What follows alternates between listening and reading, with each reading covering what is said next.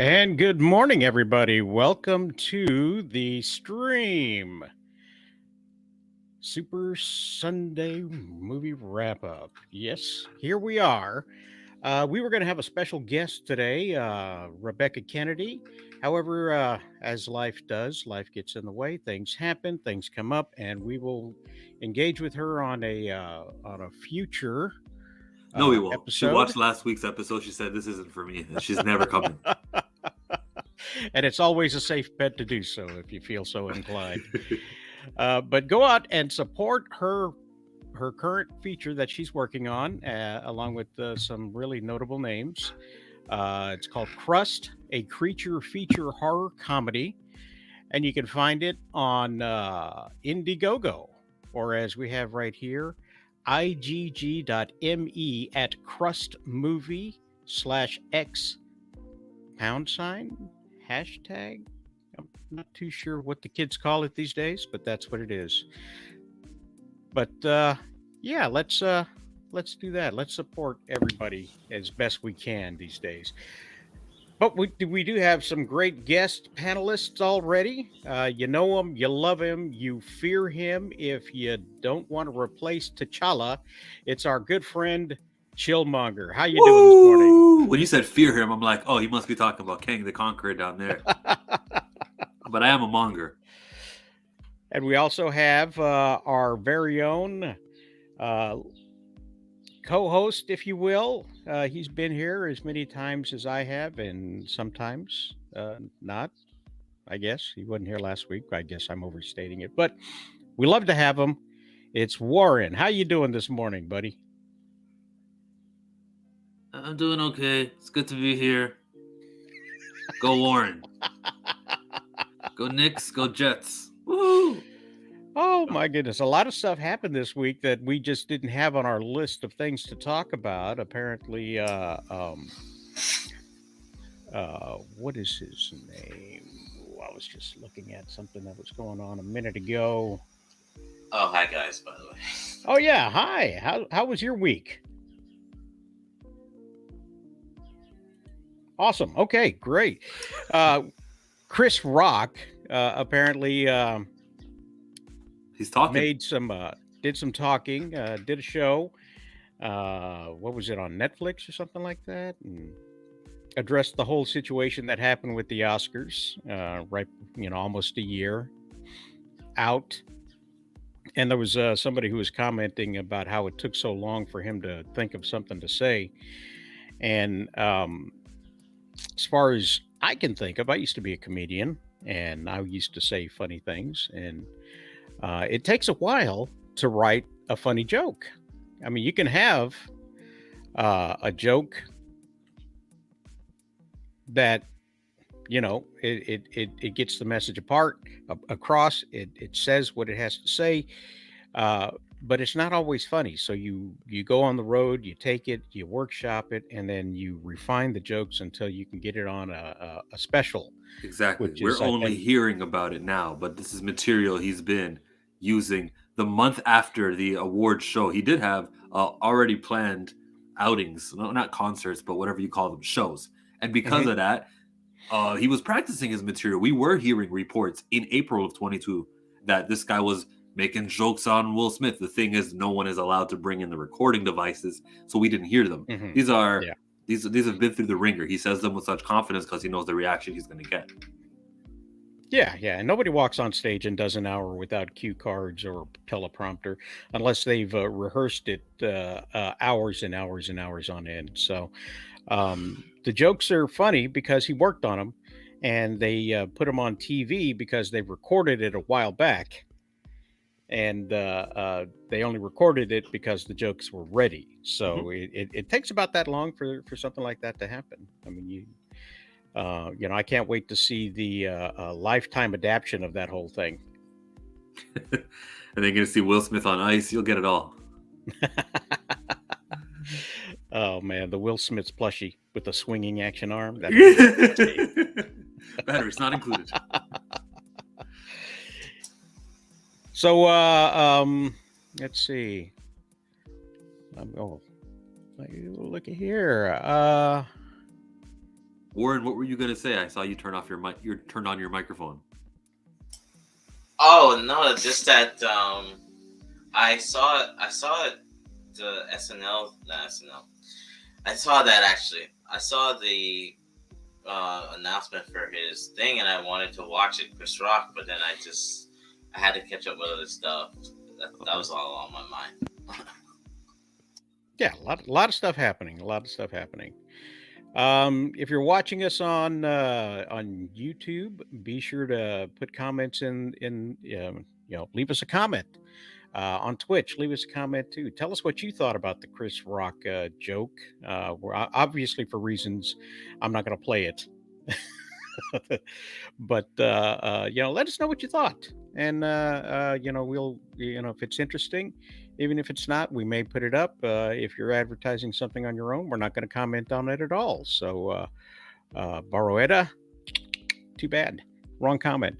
But if you have something to say about the topics that we're going to talk about today, then please feel free to comment. Join in the conversation as we are live right now. If you're watching this on the replay, leave your comments below because we still want to come back and read those things. So. Let's see here. What's the first thing we're going to talk about today, guys? We are going to talk about Woody Harrelson and his comments that he made on Saturday Night Live. There was a really strong reaction to it. So let's take a look here. On SNL, Woody Harrelson pushes popular COVID-19 conspiracy.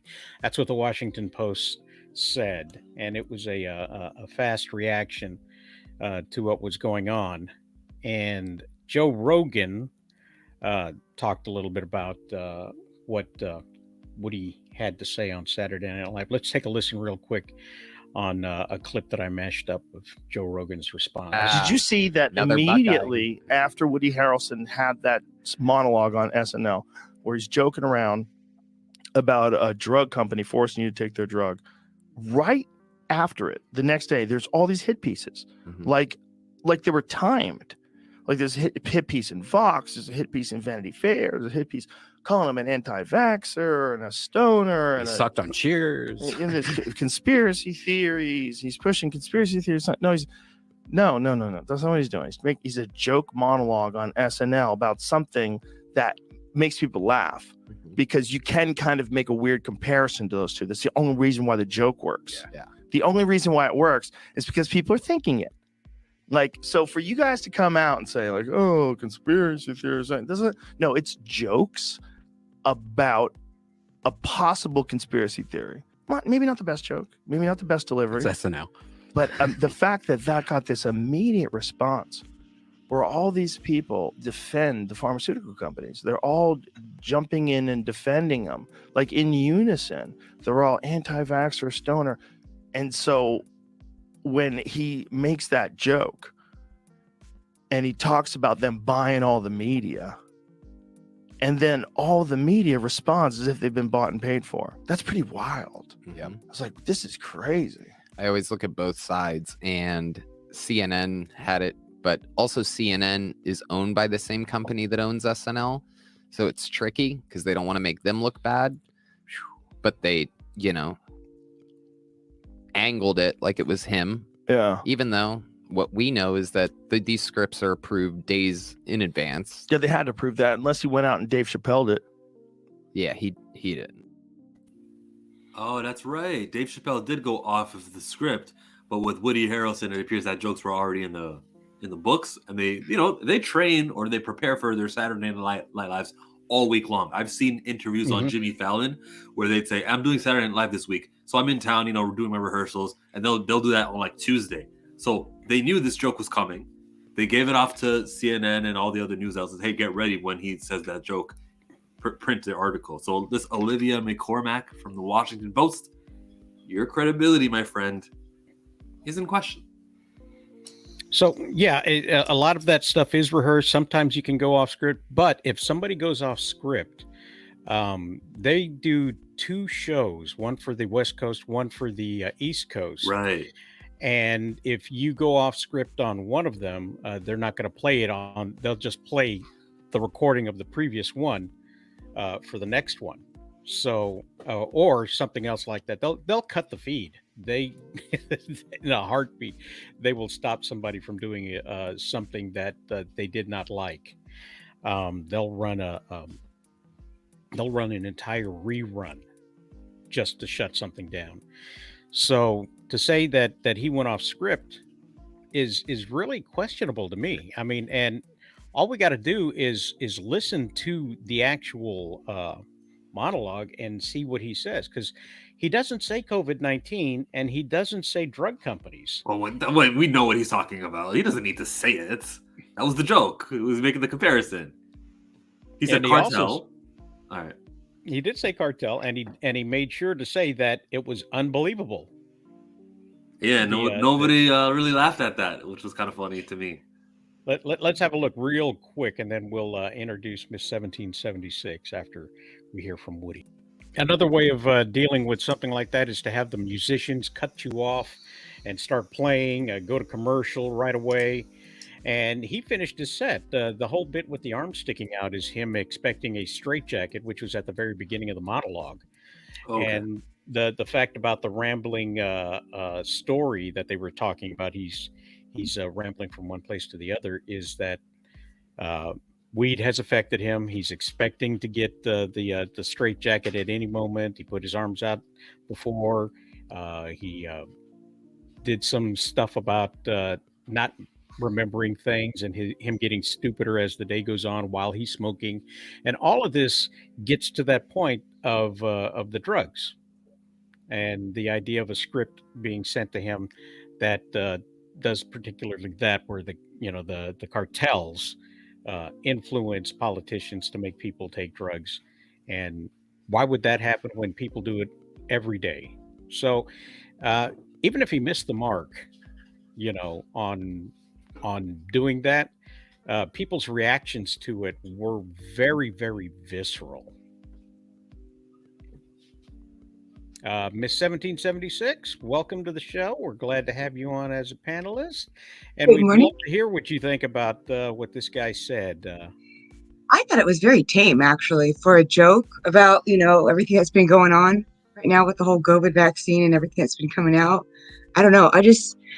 From reading everything that I read, because I read everything and watched it after, I just thought it was going to be more overt and, everything. So I was like, oh, okay, this isn't like really that kind of crazy to receive this kind of backlash, Mm-hmm.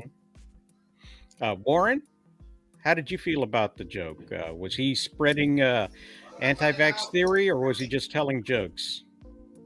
No, I mean, I caught on to it, but I'm like, this is what people are getting offended about? Like honestly, that's when I saw it, and I literally tried to absorb it, and I was like, okay.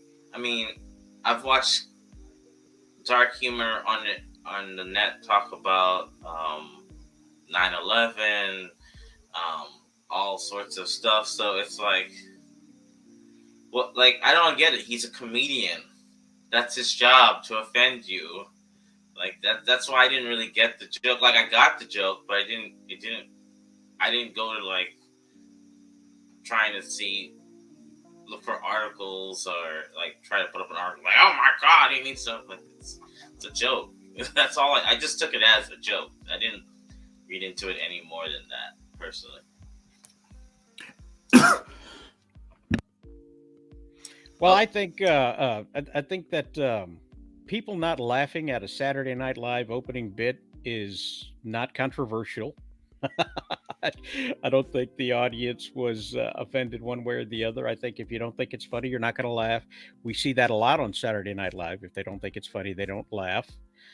We see a lot of jokes that are written in poor taste.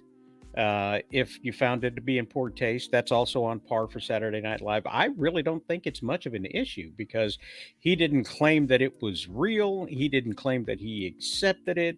He didn't claim that you should accept it. He didn't say that people were snowing you until he got on other people's talk shows. Uh-huh. So then, that's a totally different story. But we're not talking about that. We're talking about what he did specifically on that. Final thoughts there? Struggle night live, says Tony. No, my final thought would be like, it is nice that he brought up the idea of politicians and media being paid by people with money, whether it's drug cartels or whatnot. But he introduced that to the masses who are basically not paying attention. So and Yeah. he depicted it as a negative thing. So whether or not we thought the joke was funny or not, the thought process of, well, if my favorite politician is being paid by somebody bad, that is bad. All right, cool. People know that happens. In 1973, Saturday Night Live did a sketch where Dan Aykroyd was playing Jimmy Carter, talking about how inflation is a good thing and how we'll all be millionaires because the price of everything is going to go up, and so we'll all be millionaires. We'll all be millionaires because that's how we'll be able to afford it. He said, who doesn't want to buy a $600 suit? I do. And Well, and then go ahead, please. I was just gonna say, the comedian's job, isn't that supposed to be like the court jester? You're supposed to slaughter the sacred cow, say what everyone's kind of thinking, but in a funny way, be out loud. So I still feel like that was pretty tame for someone, who's supposed to be doing that kind of stuff. Mm-hmm. So that would be my point. Yeah. It's if Saturday Night Live is going back to doing that and taking chances, then more power to them. If they threw Woody Harrelson under the bus, well, they did. They made him out to be a stoner for the majority of it, and then it said to question things like this drug is to be a stoner when you come through at the end. So, any last words, anybody on that? No, it's just like sorry, it's just I don't know, man. Like it's just a joke. Like the media is so quick. I guess my last thing is the media is so quick to grab onto something and I guess he kind of proved his point by setting it up, or if you want to really divulge in that conspiracy theory. And it's just yes, Warren, I really want to divulge into that theory. I do believe that they're serving the same masters. Yes, I do. And that's fine. And it's just like man, give me back 2014 where I could say something and Chill Margaret would be like, whatever, shut the F up and then go about his business. It's like, I don't know. That's my thing. Well, again, a lot of stuff happened last week, and some of the things, since we're talking about things where people have overreacted for one thing or another, there is this new movement where they are trying to boycott Shazam because they want more Shazam.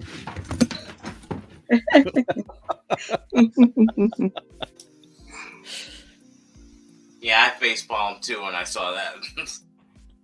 We got we had the director, David, whatever his name is. He was talking about filming parts of the scenes, talking about the movie and movie production. And this guy, I'm Vineeth, said, "Hey, David, I don't feel like watching the movie because of the drama happening around DC Studios. It's just like killing the vibe of the film. There's a lot of uncertainty about DC's future. Just give us an answer whether Shazam will have a role in the DC in the future of the DCU."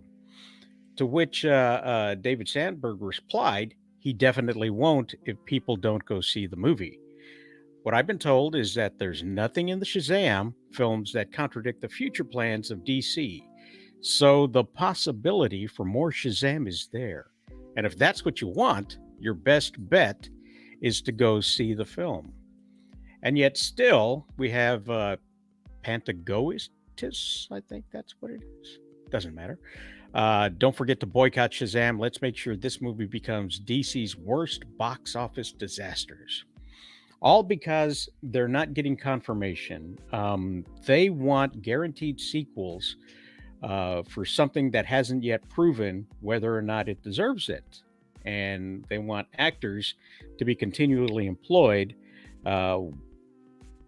as a specific role without knowing what the real plans are going to be. So that's, to me, is you're kind of missing the point of the whole thing, and you're not listening to who of the people that are there in the know. This David Sandberg makes a really good point. If nobody goes sees the film, then there's no reason to make another film. You kind of have to go see the film if you want more of the same. Any thoughts, guys? You said it.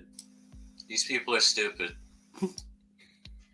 I mean, I don't know if everybody's just kind of spoiled, or this generation. I don't know. I hate seeing this generation. It makes it sound like I'm really old, but I don't know if it's just like people are so used to getting, a sequel with like these big overarching universes that they just don't understand that the whole point of a sequel was kind of to incentivize, everybody who's working on the movie, the actors, the writers, the directors, to do a good job, to get people to want that. So it's like they feel like you said, like they feel like boycotting is gonna, somehow get that sequel. And I'm just thinking of the whole Solo situation where people didn't go to Solo because they were so sick of everything that Star Wars had did, but Solo was the one that actually corrected some of the issues. And then Disney was like, oh, you don't want things like Solo, then okay, we'll go back to the other, stuff that you guys are all complaining about, because that's, I don't know, I'm just having flashbacks to that.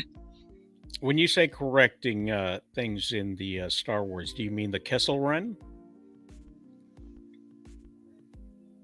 Okay. The what? The Kessel Run, which was done in 12 parsecs. You've lost me there on that one. One of the big issues with the Star Wars was that the Kessel Run, done in less than 12 parsecs, it's not a matter of distance or time, or it didn't make sense the way they were using parsecs, because parsecs isn't measured the way he was talking about it.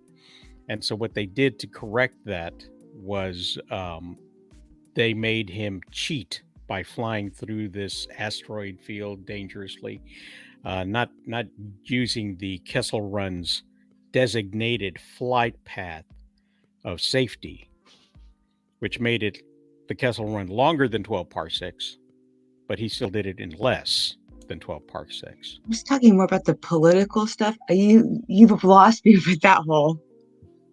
Oh, I'm sorry. I lost you with the Star Wars geekdom. Yeah.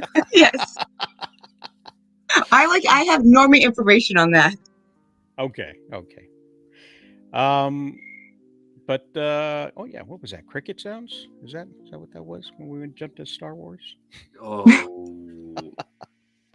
Well, the Shazam logic is broken, of course, and it's also, you're taking this out on the wrong people. What the problem is and what the beef is with what DC has been doing over the last 10 years is the unstable. Nothing is united. Here comes this new guy who says, from now on, I'll have a united DC universe, which is what you want. You want your films to match your TV shows and all of your games. You want that, right? But we're taking it out on him because this last movie from the final regime, the ending of DC's uncontinuity. What's the word for uncontinuity? Is there a word for it? I usually just call it DC.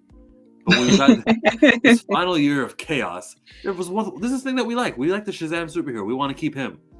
But in order to keep him, it would mean that we would put in jeopardy the new future, which is going to have complete, cohesive, thought. So just fall out of love with the old thing. Enjoy Shazam for what it is. Just understand it's the final one of that franchise that is an end. Then we're going to move forward with what Gunn and Safran have been giving us. Don't take it out on Gunn and Safran. They just got hired to do something logical, and they're saying, okay, logic begins here in year 2025 with our Superman movie and that TV show that they're doing. I forget what it's called. That's the first step of the future. Don't take it out on them. They got nothing to do with Shazam. They didn't cast this guy or any of the people. They're just, okay, we're going to go 20 years. It's going to work. That's all. Don't be mad at Gunn. So, and then when you don't give money to Shazam, the message that gets across is completely that Shazam is not profitable. First time around, he made $300 million. Second time around, he's only making whatever, $300 million again or something. They'll go, well, whenever we do movies and when you're thinking about who's the new character we're going to introduce, Shazam won't be one of them because he's just not that popular and he's not bringing in that much money. That's what you're saying. You're hurting other Shazams in the future because he is over. It is a decided thing. There's nothing you can do to change that. The Shazam continuity that we're going through right now with Zachary Levi and that other Billy Batson kid, this is over. The Black Adam with The Rock, this is over. It's all over. Nothing you can do can change that. It's done. When they do Black Adam, maybe 3 years from now, they'll probably cast somebody else to play him. It's done. All you can do now is show DC this superhero is worth doing again because it got us this much money. And there's nothing wrong with a farewell tour. Again, yeah, you pointed it out. These next few movies are the great farewell of the last regime. So, let's celebrate it. I'm going to go out and watch it because it is the last farewell of these characters. It's the last farewell of these actors. It's the last farewell of this particular thing. And I would go and see my favorite band if they went on a farewell tour. Wow, what a great analogy. There we go. And, so I would do the same thing for these guys. Zachary Levi is absolutely human. He can say the right things. He can say the wrong things, but he's got a really good attitude about this. He said that he would support Shazam, whether he was in it in the next iteration or not, because it's a character worth exploring. It's a character worth having on the screen. So, regardless of what he says about other things, what he feels about Shazam, I think is the right attitude. Anybody out there in internet land got anything to say about that? Leave a comment below, and we'll be sure to bring that up. Final thoughts? I just don't understand these people. I don't know, man. Like, I swear to God, it's like this. They're on some mental seesaw of and I don't get it. Like well, you remember about 10, 15 years ago watching videos on the internet, the first memes, if you will, of kids being bratty and parents not doing their best to keep them in control. They're throwing plants at the Walmart and they're destroying public property. They're having meltdowns in the stores and just laying on the floor, and nobody can do anything about it or convince the parents to do anything about it. Remember those videos from 10, 15 years ago? Yeah. Those are the people that are online right now saying, we want what we want, when we want it, how we want it. And we're going to destroy everything until we get it. They've now reached a certain level of maturity. They are interacting with society, and their parents that couldn't raise them in the correct fashion. Well, yeah. They all got participation trophies when they were growing up. Everybody got an award. Everybody was included. Everybody got a chance at bat, regardless of who it was. Nobody got we didn't keep scores during those little league games, and their parents wanted to make love, not war. Hippy dippy, smoking weed, love, communes, drop in. But where is this coming from? This is deeper than just Walmart kids. Huh? Well, the Walmart kids come from the participation trophy kids that came from Make Love Not War kids. That came from, we just fought 2 world wars and we don't want our kids to have to do that. Parents. Oh yeah, and there's a saying that I heard about this, about how tough times create tough men, and then when you got these tough men, it's going to have weak children, and then weak children create tough times. Yeah. There we go. So that's what seems to be happening, at least, as you get older, you can see things. Let's see. For what? Miss 1776 said about our generation. Please continue saying our generation, because I know the generation I'm in is not that. I don't know. Like, I wish we could just bomb the planet, nuke it, and start over with what I'm seeing lately. I'm sorry. Like, let's have a redo. Personally, I don't know. Like, it's blowing my mind what I'm seeing nowadays. Thank you, Warren Exactly, the Conqueror. Tony. Watching some movies would be great if we could just sit down and watch some movies together. That would be fantastic. Great thought, Tony. Would be cool if there was a sick movie every Friday. I feel like we get good movies every 5 weeks or so. There's something to look forward to. It's always something to look forward to. So let's see. You guys know anything about the Umbrella Academy? Have y'all kept up with that? Does this Leslie Headland do it? And she's doing Acolyte? Oh, then I don't know who anything. It's a book. It was a comic book, indie comic book, turned into a Netflix series. It was really, really popular, and it's one of the few series that got past 3 seasons. And one of the things that drew attention to the last season was that what was that? Elliot Page, who used to be Ellen Page, had a transition surgery between season 2 and season 3. So in the story, they had to address the fact that she became a he, and I don't know how much it changes the story, but they're having to kind of go off script now because of the real life things are intervening.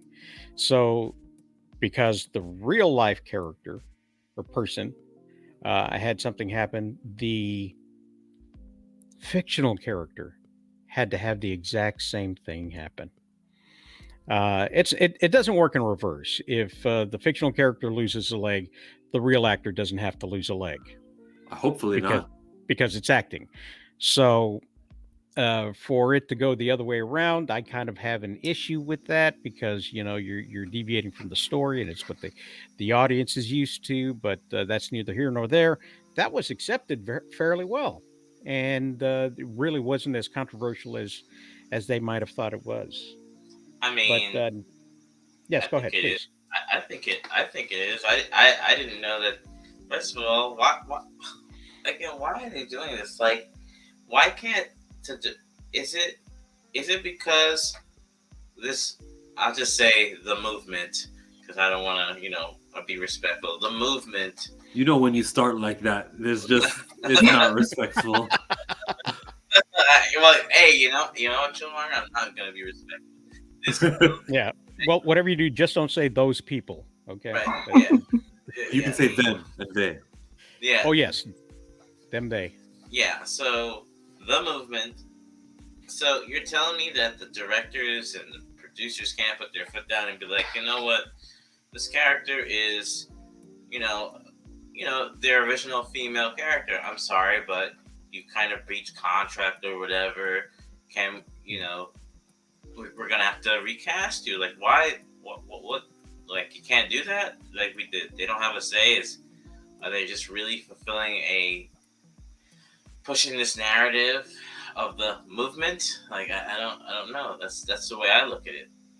Well, you hire a woman for a role and that woman becomes a man, you're kind of stuck in a position of keeping that same person employed under contract. And I think if it doesn't affect the story, then it should be fine. But if it does affect the story, now you have something that's probably just as encompassing by having a man in drag playing the female character, because that man used to be a woman, if that makes sense. No, I don't think it's that complicated. I think you were playing a role the whole time, and regardless of what happens in your personal life, just continue playing the role. Then that shouldn't be an issue at all.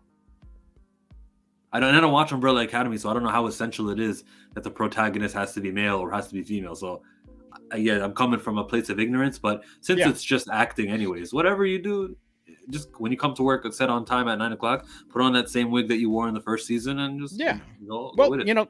They didn't put her in anything flattering.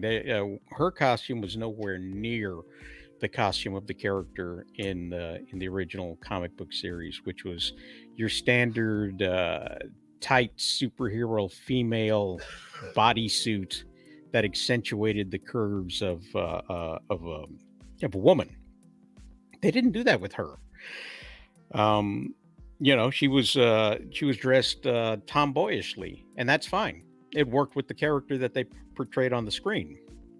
You have to adapt certain things to your medium that you are presenting. Your Agents of Shields, everybody's dressed in regular clothes because that's TV budget.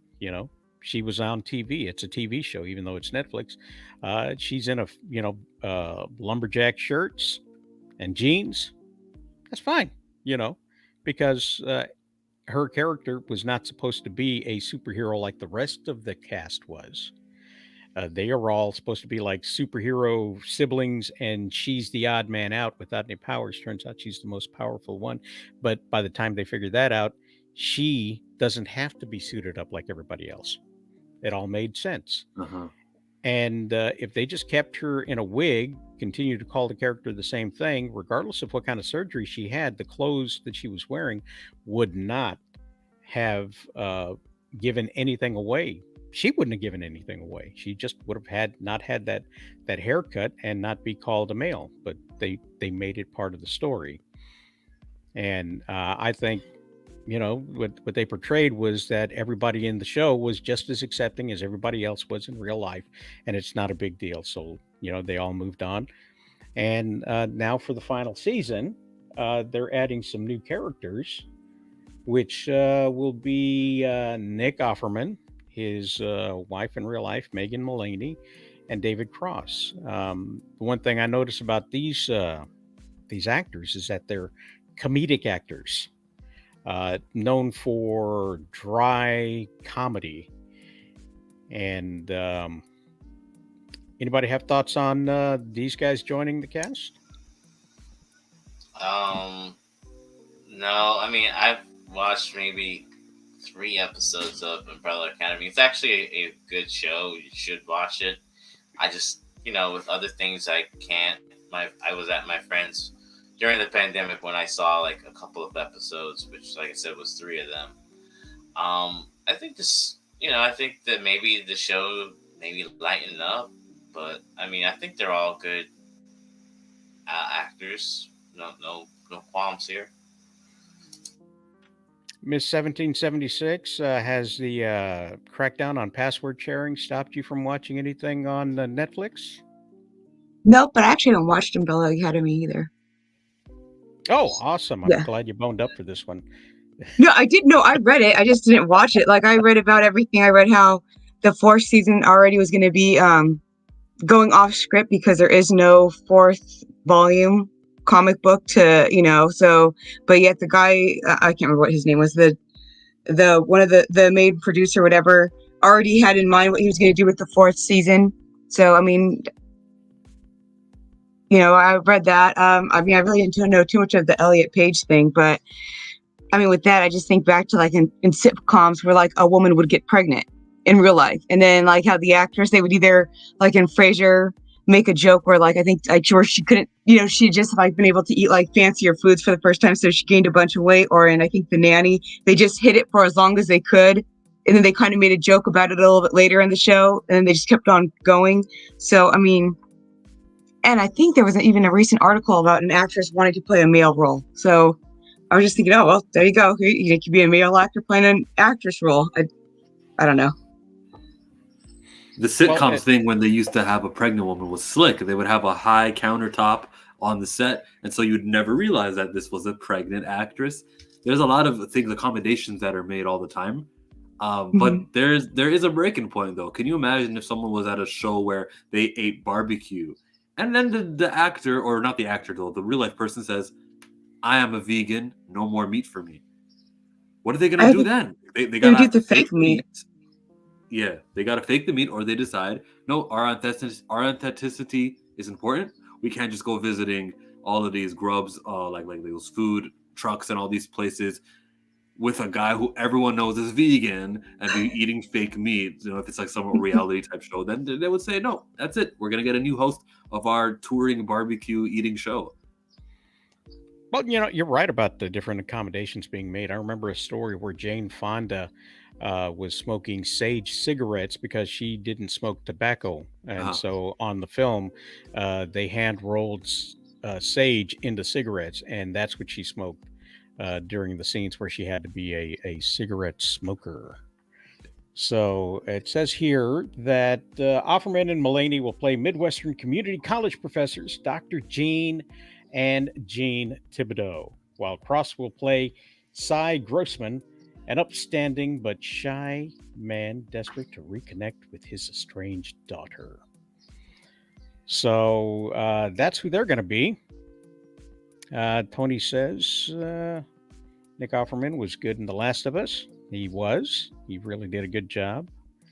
And what else did he say there? Sometimes they would write the actress' pregnancy into the story. That's true. Mhm. That is true. Depends when it happens. It depends if it happens during the off season. They go, oh well, we definitely can plan this out. Sure. Mm-hmm. And sometimes they would wear giant jackets. I remember somebody walking around with a big old coat that would just it looked like it hid the baby bump. And then another time they would just be moving boxes when they had to get rid of that big giant counter and they had to go from someplace else, they would just carry a box over to this area or just put them on TV less. So I think if it's time for them to jump the shark, the final season is the time to do it. I've never been a big fan of David Cross. Just don't find him funny. And I think the reason you bring comedic actors in is because you want what they bring to the table. You all of these people are really good at improv. And so it helps to bring in improvisational actors, comedic actors, when you know that you might have a harder time pulling something together. So A less predictable set. yes. So that's my thought on that. Let's see. Anybody see The Last of Us? Oh, I saw that. Oh yeah, I'm all caught up. Episode 7? Mhm. Jill? No? Well, let's see. What they said about The Last of Us was The Last of Us Episode 7 is a beautiful, faithful adaptation of the beloved Left Behind chapter of Ellie's story, a real showcase for Bella Ramsey as a performer. We're treated to a story of young love that is equal parts heartwarming and heartbreaking, and it's also a necessary tale to be told. Bernie Sanders says, I am once again sobbing at an episode of that scary zombie show. Don't know if he actually said that or not. And Rule Time says, The Last of Us Episode 7 did a masterful job adapting the Left Behind DLC from the game. So if you played the game through and you didn't have the DLC and you were wondering where this story came from, that's where it was. And AJ Electra says that The Last of Us Episode 7 spoilers with no context. You have the Walkman, the escalators, the Ferris wheel, and a sewing kit. So a man was walking up and then he got spun around and he needed stitches after the injury. Well, the Walkman was the MacGuffin that got the story started, as it brought the character Ellie into a fight with another one of her classmates at their all-girls school, which led to her sneaking out with her ex-roommate to go to someplace special, which was a mall, and her experiencing an escalator for the very first time, as the world had been shut down before she was born. And she had never experienced anything outside of the quarantine zone. So somebody from this world coming, their world of horror, dread, and gray colors, is introduced to one of the brightest, gaudiest examples of our world, the shopping mall. And just the idea of escalators just blew her mind. And of course, since this is a romance story, this episode, the romance happens at them connecting and bonding on a Ferris wheel. The sewing kit is where it brings us back to reality, where she has to sew up the wound of her current caretaker out in the wilds of the Midwest. They still there in the Midwest? Yeah, they're in the Midwest still. So, what did you think, Miss 1776?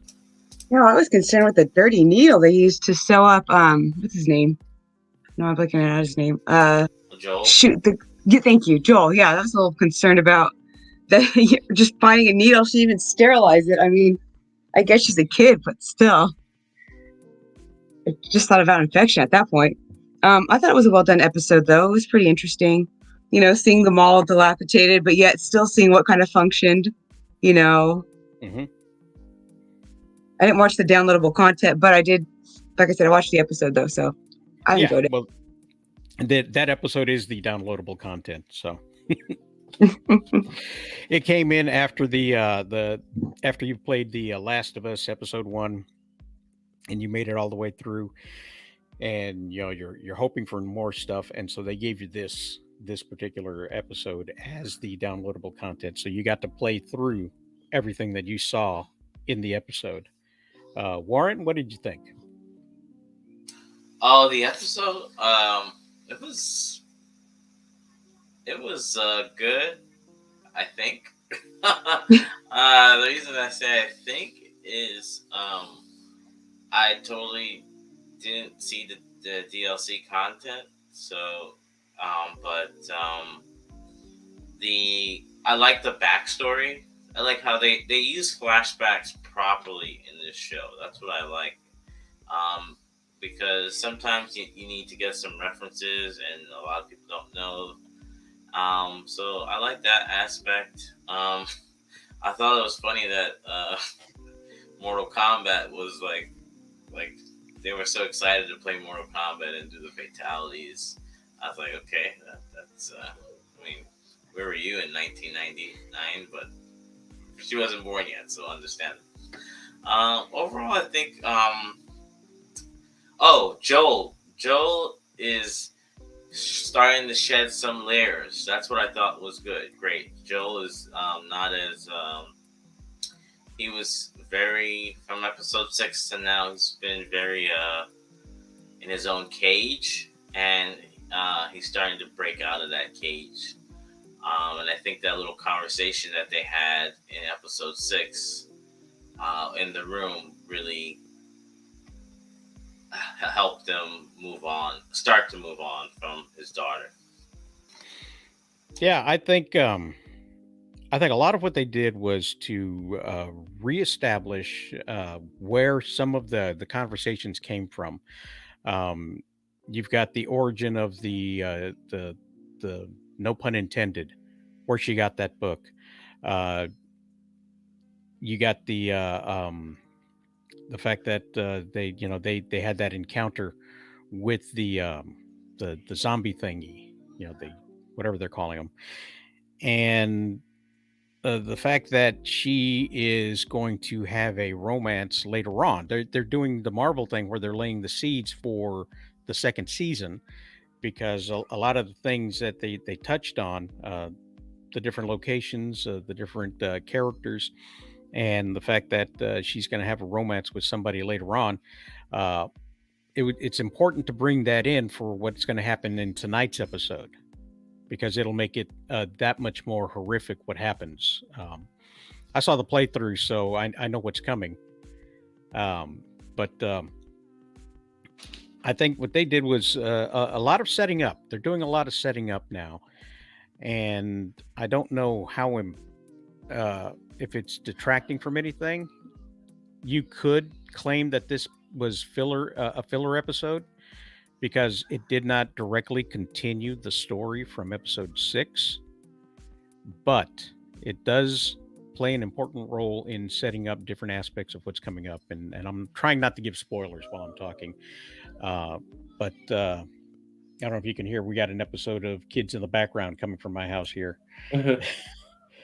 But that's how I feel about that. I think I don't find any complaints with any of the gay romance in this. Um, when I was in middle school, I had a crush on a girl who had a crush on her best friend, who already had a boyfriend who was one of my friends.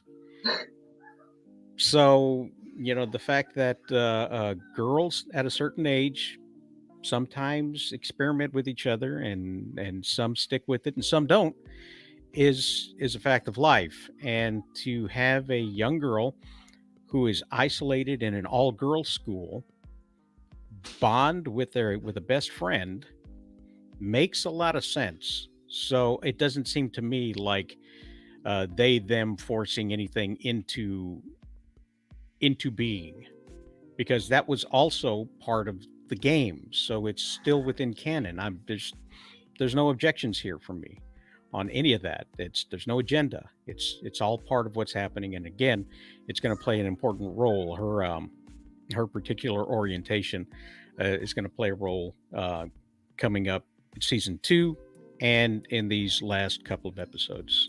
Final thoughts? I can't wait for the next episode. I don't know how many episodes are left, but so far, I mean, it's been a slow build up. I guess I'll be running the show for now. It's been a slow build up, but I like that they're going off. The show has had its fast moments, its slow moments, and its steady pace, and that's good for a first season because a lot of people go into these shows with these unfathomable, unreasonable expectations.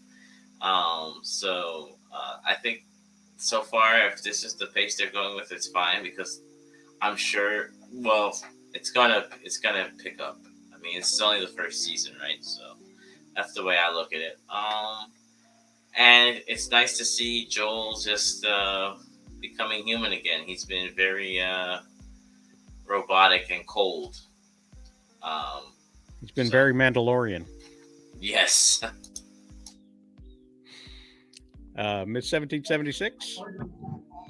I mean, I read like an article. I didn't read the whole article, but it was like basically that the last episode of season 1 is going to divide the fan base. So, I mean, that's a little concerning. I'm just hoping they don't like kill Joel off any earlier than they eventually will. I don't know. I'm trying not to give spoilers, but I mean, that was such a big part of the second game that I would like to see them go in a different direction for the next one. I would like to see them let Joel live, I guess. That's what I'm kind of hoping for. Well, because this is an opportunity to do that. Uh-oh. What'd I do? Oh, he just said just his reaction. No, I know. That's what I was asking. What'd I do? What'd I say this time? Nothing wrong. You've been on your best behavior. So. Yeah. That's why I'm probably disappointing Wong over there. He's like, go, he's going to take back my compliment. You are fearless on Twitter, but that's for a different show. So. If, like I said, I'm going to behave myself this episode. But I think it's doing okay. I think it's doing right by the series. Any thoughts, Chill? Any thoughts at all? Nah, no thoughts. No thoughts whatsoever. Okay. Well, the last thing we're going to do today, we're not going to have a lightning round this time, but we are playing a game called What's Your Movie? And you've got to make your movie. And the idea is you take the last digit of your phone number. Now, if you're watching, you can play along as well and post in the comments the results. The last digit of your phone number will be the director of your film. The directors are Steven Spielberg, Quentin Tarantino, Christopher Nolan, Zack Snyder, Guillermo del Toro, Greta Gerwig, Spike Lee, Chloe Zhao, Wes Anderson, and Terrence Malick. The last digit of your phone number. Okay. If we got that, we can move on to the next part, which is the month you were born will be your main actor. Dwayne "The Rock" Johnson, Chris Evans, Tom Hardy, Tom Hiddleston, Nicolas Cage, Timothy Chalamet, Samuel L. Jackson, Benedict Cumberbatch, Mads Milken, Denzel Washington, Robert Pattinson, or Stephen Yeun. Your current cell phone battery could be from 0 to 100. Viola Davis, this will be your leading actress. Scarlett Johansson, Florence Pugh, Emma Stone, Emma Watson, Lupita Nyong'o, however you pronounce that name, Helena Bonham. Oh, she dropped the Carter? I'm so sad to hear that. Saoirse Ronan, Lucy Liu, Anna Taylor-Joy, Elizabeth Olsen, and Margot Robbie. Make your choices now. We got it? You got it. Everybody's got it. All right. And the first letter of your name will be the genre, while the last letter of your name will be the subgenre. So we got superhero, western, comedy, sci-fi, sports, musical, romance, history, action, war, crime, horror, fantasy. And the subgenres are police, alien, monster, psychological, whodunit, zombie, dystopia, apocalypse, thriller, slasher, military, and courtroom drama. Oh, and gangster. So the last thing you got to do is give it a title. What title is it? And I'm going to be the first to go here because I was able to put this together. Mine is a Quentin Tarantino directing Stephen Yeun and Margot Robbie in a Western zombie film titled Texas Samurai Apocalypse, a love story. Can you go back for the battery? That's the one I missed. Sure, yeah. Let's go back. Which one is... I got mine. Mine is directed by Steven Spielberg, and my main actor is the biggest one in Hollywood. I got Dwayne Johnson, so that's good. The thing is, I don't know Saoirse Ronan, so she could be my supporting actress, whatever. I Googled her just now. She's a 28-year-old blonde. There's plenty of ways we can use her in this Western. Oh, cool. I can see a blonde in a Western, right? The thing is, when you got Johnson in a Western, bruh, I think of The Harder They Fall, Django Unchained. I don't see much people in Westerns with that skin tone, so this is definitely going to be an interesting Western thriller because that was my subgenre. What do I call it, though? The name of this movie with The Rock? Well, you got to keep it rock-related, right? Sandstorm. There we go, Sandstorm. Steven Spielberg's Sandstorm, starring The Rock, Saoirse Ronan, in a Western thriller. Yeah. Anybody else got something? Yeah. So, my thing was Terrence Malick, Timothy Chalamet, and Anya Taylor-Joy. I hope I pronounced that right. Man. It's an action courtroom drama. The title will be Blind Verdict. Wow, man, that, you know what, that sounds like an Oscar contender is what that sounds like. With that combination of crew, and it does sound like a Oscar bait all the way. Miss 1776, what did you come up with there? Let's see. I got director Zack Snyder. My main actor is Benedict Cumberbatch. The main actress is Margot Robbie. Ooh, And it's a musical whodunit. And I'm going to title it WTH because that's going to be one interesting combo. Let's see. There's Warren's pick right there. Terrence Malick, Timothy Chalamet, Anna Taylor-Joy, action courtroom drama. I want to see this Zack Snyder musical. What the heck? Oh, you know what? That kind of makes sense because he did do the Sucker Punch, which was a little bit like a musical in the way that it was presented, its action sequences as It's kind of a MTV montage kind of thing.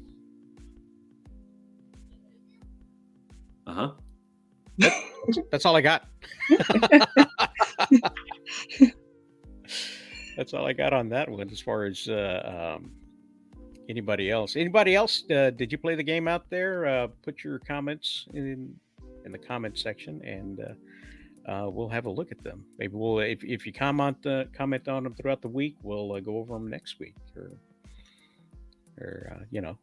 wherever we have the time. Again, it's sad to miss Rebecca. I hadn't talked to her since last year. She's a really wonderful person and a sweet soul, and she's an up-and-coming scream queen. She's in a lot of horror movies. She had a movie released in Brazil just this past week, Two Witches. So it's like Duo Bruja or something like that in Brazil. Whatever language they're speaking there. It kind of sounds like Spanish. Wind's blowing. Oh, My door is Portuguese. open. I think they speak Portuguese in Brazil. Check out the brain on Brad. Nice to figure out what they speak there. But things come up, and life happens. It happens to all of us. So we'll just make the best of it as we go on. I wish you the best this week coming up. So what do you guys got coming up this week? Probably do something Creed related, so look out for that. That'll be nice. Did you go out and see the film, did you, this weekend? I'm going to go check it out in like 5 hours from now. Oh, wow. Okay. Warren, did you see Creed? Oh, I'm sorry. Didn't mean to cut you off. Oh, no. I'm not a fan of boxing movies. So I'm not a fan of Rocky either, to be quite honest with you. Wow. What's wrong with not being a fan of boxing movies? There's people who got taste. You're so bewildered by this revelation. It's okay. No, I love discovering who I'm hanging out with. It's great. No, I've seen all of the Rocky movies, most of them in theaters when they first came out, first run. It's just a story that I was excited to see as a child growing up, and as an adult, it was nice to see the passing of the baton from one character to another, and it was a really nice touch, I thought, to pass it on to the characters of the Creed family, and bringing in Apollo Creed's mother, having to look after an illegitimate child. I think that right there, it's a lot more real world than Rocky was when it came out, and it stuck true to itself in the first two movies, and didn't shy away from any type of the conflicts that they put in personally for the characters. I think it's strong storytelling is and that's really, it's not so much a boxing movie for me. So I guess that's why I kind of was looking bewildered about that. Does that make sense, Chill? Makes sense. I mean, The 1776? Oh, I'm sorry. Go ahead, Warren, please. I mean, I've seen them. I've seen the Rocky movies, but I haven't seen the Creed. But I'm not really a boxing movie type of guy. So, but I mean, everybody has said good things about Creed, so maybe I'll watch it this weekend. But I'm not indifferent. Like, I'm not gonna say it's bad or good. That's basically what I'm trying to say. Mm-hmm. Okay, it's 1776. About the boxing movie or about what's up for this week? Either way. But I'll just say that I'll be on was it Friday Content Entertainment on the Nightwing podcast harassing MSK. Never know when those are going to start, so you got to look at his channel to see. The boxing thing, I don't really watch boxing movies. My dad was an amateur boxer, so I have to watch like the actual fights, and I can only tell you like a couple people's names. Like, I don't know. I tune him out a lot sometimes, but yes. So, I mean, that's as much as I know about boxing. Okay, I do it for a protest because he, will not teach me how to box unless I promise not to jump in the ring. And there's no point of learning how to box if you can't jump in the ring. So, it's my way of protesting him is ignoring his conversation. So, yeah, that's my Well, I got story. think that it's hard for someone who knows what boxing is really like to see it portrayed on the big screen. Just like paramedics hate watching medical stuff happen in the movies because they are so set towards telling a story and being dramatic that they ignore the realities of a certain situation. So when you see somebody up there boxing in a movie and it's not really the way that it would be impacted or the way that it would be done, or the techniques are all wrong, or the results wouldn't be a certain way, or a referee's reaction would have been a whole lot different. It's probably frustrating to see something like that, I would think. I just want to know what your dad had a nickname, right? As a boxer, like is it embarrassing that you can't share, or can we know what this nickname was? No, he was just an amateur, so he never got into like the professional. He was just an amateur boxer. Oh, I should ask him if he had a nickname. Yeah, he did. Every amateur boxer, they got their little, like, if your name was, I don't know, Chill Mongo. Then he must be embarrassed to not tell me. I bet it's the Crazy Russian. The Crazy Russian. Oh, well, man, the guy, if you think I'm not PC, he's even more not PC. So I probably shouldn't say anything more since I'm behaving on this. Well, let me get this off the screen here. We've advertised enough for Crust. But it's a good movie. Should be a fine movie coming out. Should be supported. Always feel free to speak your mind. And I don't think anybody's going to be super offended, and if they are, they'll call you out for it. So, if we don't sit and listen, if we don't allow other people to talk, then, what good are we? We might as well have Warren's outcome. I'd prefer not to. I don't want that nuclear war he's talking about. Remember when Warren was talking about how we should just nuke everything and blow it all up and start over? I don't think that's the best. No, especially because they would probably start with California. I mean, that's like the whole thread is they hope that it hits California first. I'm like, wait, hold on, let's talk about this. It's like the one time I'll be a hippie here. Well, major cities and outlets where you have military bases are the first that are going to be targeted. So, right here in the DFW area, we've got we've got an Air Force base nearby, and then just south of us is a military base, Fort Hood. Everybody knows about that because of the shootings that happened there and all the fun stuff. So I am in the blast radius. So, hopefully just like that when it happens. But there's about 57 targets across the United States that are just going to be completely 100% obliterated once the bombs go. On the best part, though, is that something like a balloon is going to drift over the United States. We're not going to catch it. An EMP is going to be blown off in the middle of the air, and all of YouTube and TikTok are going to be shut down, and nobody will know anything when it happens. So that'll be nice. Not knowing will be nice.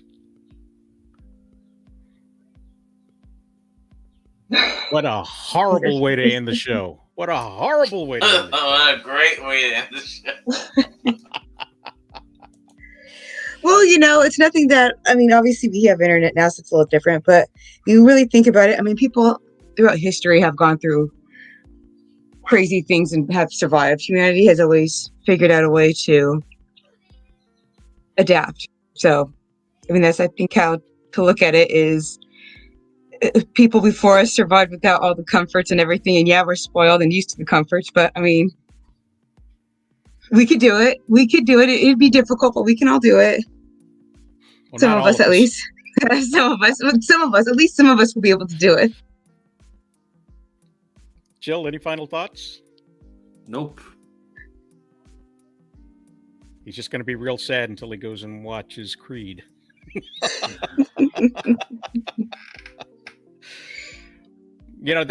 It's like I used to tell my friends who were doomsday. What do they call those? These last days type of things of the Bible kind of deal. As long as they can, according to the Bible, nobody knows the time or date of when the last days are going to come. So if you're a religious person and there's somebody out there spouting that we're in the end times, have some comfort, because if they keep saying it is, it isn't. So keep spreading that message around, and we'll be around for a lot longer. I mean, I think the best thing is, just to kind of close this on a positive, hopefully, is don't live in fear. We shouldn't live in fear, because, again, if we live in fear, we're just not going to enjoy the little time we have on Earth. And I say that even as a religious person, we're told not to live in fear. Be aware, be wise, and look, make sure you're aware of everything going on, but don't be afraid. Fear is what causes us to stumble. Okay, Woody Harrelson. Sorry. Yeah. Well, I like to give context. I think what it is like lately for me, I just want to get back to where, you can't get back to things how they are, but you can meet a halfway point. And I want to get back to the halfway point. I want to be able to, not say whatever I want, but say something and just agree to disagree, have a civil argument, and people just be people, walk their merry way, and but okay, you have your thoughts, and we're not trying to go after each other, headhunt, and watch stuff on TV and other things. I think we've become a little bit too critical, too soft. Whether it doesn't matter the gender, man or woman. SWAF. Yeah. So that's just my opinion. I just I don't know. I just think there's a lot of creativity. Oh, and creativity and free expression is being really tampered. Tampered's not the word. Being sapped out of the world, and it'd be nice for it to come back. Yeah, I think you got to be the realest world. guy in the room. You're welcome. Yeah, I think it's a good place to be, and I think that's the part of the world that I want to live in, where we could have this type of conversation, and maybe have something, something to celebrate after. My way's clearly better. Boringer and deader. Let's agree to disagree. That's You just where I needed wanna an be excuse. Right there. I needed an excuse. Well, I guess that's it, guys. Later on, I will be watching the pay-per-view, the AEW pay-per-view, Revolution. It's going to be a little bit of a banger if you're into that sort of thing. Don't know if I'll have any notes. Don't know if I'll be talking about it on a later stream. I haven't found a spot yet to do wrestling news, something I might want to do later on. But we'll see. Yes or no, CM Punk returns? No. Okay. No. CM Punk is going to, even though he doesn't want to, sit this one out. No one's buying out his contract because he wants to get back to work immediately. So if they buy his contract out, he's got to wait out his no compete, and he doesn't want to do that, which is why they haven't let him buy it out. So that's why. I don't, as nice as everybody's going to say they want to be and get back to work and do things. I don't think he's going to come back. I think that was too much of a power play move. What he did during the media scrum. Bit much. Yeah. Overplayed his hand. So, and that kind of toxicity is not the kind of thing you want to re-embrace. They took as much as they could. They kept it for all it was worth. They were building him into a nice program, which would have included MJF. And had to move on without him, and so now Much of it, I believe, is Tony Khan's fault because he's sitting right next to him when Punk is going off, and his inability to censor or his whatever his desire would to be like, oh, we're the company that lets them talk. All right, that bit you, because it turned out there was some sort of like backstage brawl that happened between your wrestlers, and this wasn't a brawl with a television camera. This was actually guys being mad, barging into doors.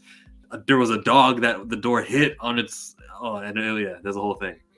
Somebody Allegedly. bit somebody else. Well, I mean, once the dog gets hit, everything is off the walls. Like, you slam open the door, hits the dog. I don't know nobody's wrong on this. Somebody in crutches was in the room. There was definitely some lawyers got involved, and that's the point where you've gone too far. Once the lawyers are involved, then things have to be handled a certain way. There's a corporate policy that needs to be adhered to or addressed and changed if need be.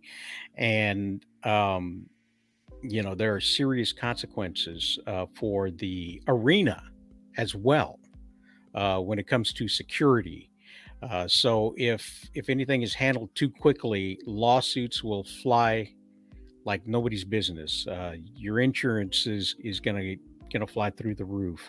They're going to have to pay for something. The arena for not providing security, the overall company for not providing security, for not dealing with it in a specific way. Yeah. The territory days are gone. You can't just carry a gun backstage. Nobody did that. That's not what I'm saying.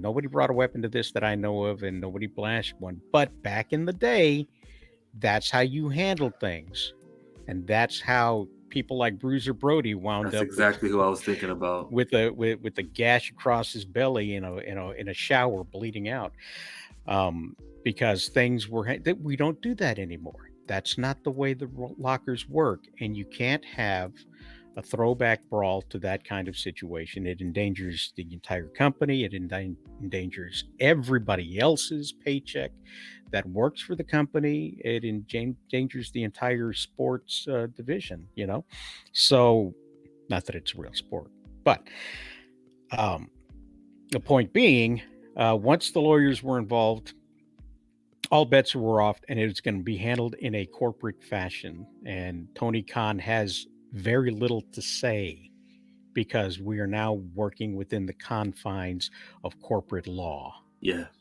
And responsibility. So the best bet is to sit him at home. Separate these two. Don't let them get involved with each other again.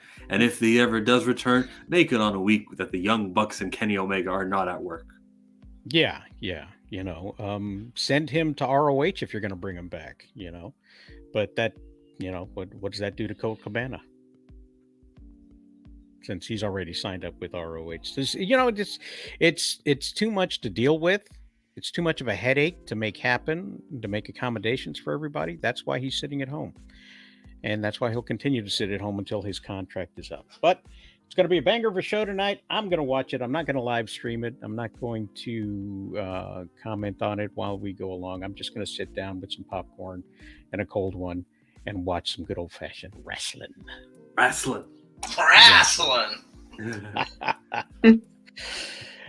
And with that, guys, I think we're going to call it a day. And what I want you guys at home to do is make it a great day. Guys, thanks for being here.